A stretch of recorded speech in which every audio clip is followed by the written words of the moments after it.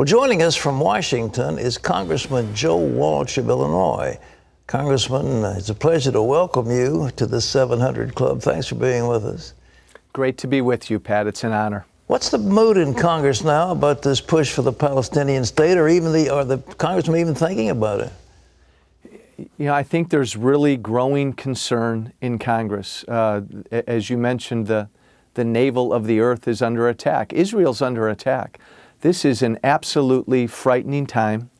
Unfortunately, we don't seem to see the same concern out of this administration. And so Congress feels compelled to really pick up that ball and let the world know that we stand with Israel. We stand firmly with Israel. They are under attack.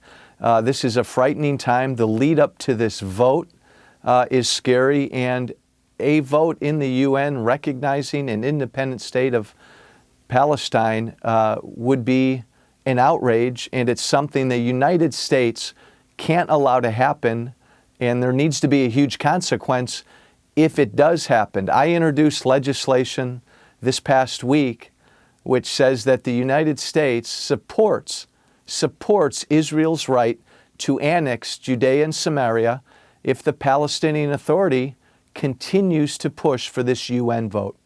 Well, in other words, what you're saying is the Israel, of course, that would be an abrogation of the Oslo Accords and other bilateral agreements that have been made. And if they abrogate that, what you're saying, they're free to take over the West Bank and actually make it part of Israel.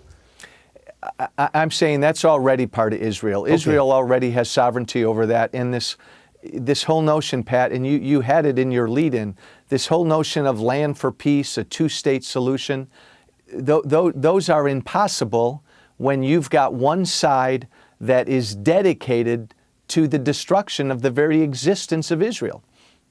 Well, how would your legislation work? You would say to the Israelis, all right, there's settlements over there that are Jewish, and you can just take them and annex them to your country now. Is that what I'm hearing? Is that what you'd like to do? Yeah, we're basically saying to Israel, you've got sovereignty over these lands. Now use it, act upon it. If the Palestinian Authority continues to go down this road, Judea and Samaria should formally be annexed. They should be under your control, which they already are, but then act upon it.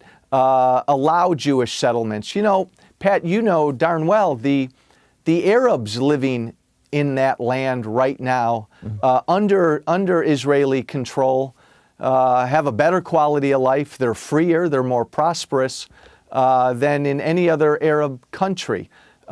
It works. Israel works. Israel's a success story, and they're under desperate attack right now. There was that election a couple of days ago in the 9th District in New York, Manhattan. There was a clear repudiation of the Obama administration's activity toward Israel. Do you think the Jews in America are with you on this issue? Will they stand up for the nation of Israel? You know, Pat, I think slowly but surely they are. I think slowly but surely they're recognizing, as I said a few months ago, I just don't think this president is pro-Israel. You know, traditionally our president has been an honest broker between two sides. I don't fundamentally believe that will ever lead to peace. I think we need to change that paradigm, and the world needs to see that the U.S. isn't an honest broker. We stand firmly with one side, Israel. And until the other side acknowledges Israel's right to exist, ceases conducting acts of terrorism, and teaching its children to hate Israel, there'll be no peace. But this president, I think more and more Jewish Americans are realizing, isn't even an honest broker. He's not pro-Israel. Well, Representative, that's a frightening prospect. Well, it is indeed. Well, I appreciate your initiative, and I know our Israeli friends appreciate you, and so keep it up. God bless you. Thank you, Pat. Representative Joe Walsh from the state of Illinois. Tremendous initiative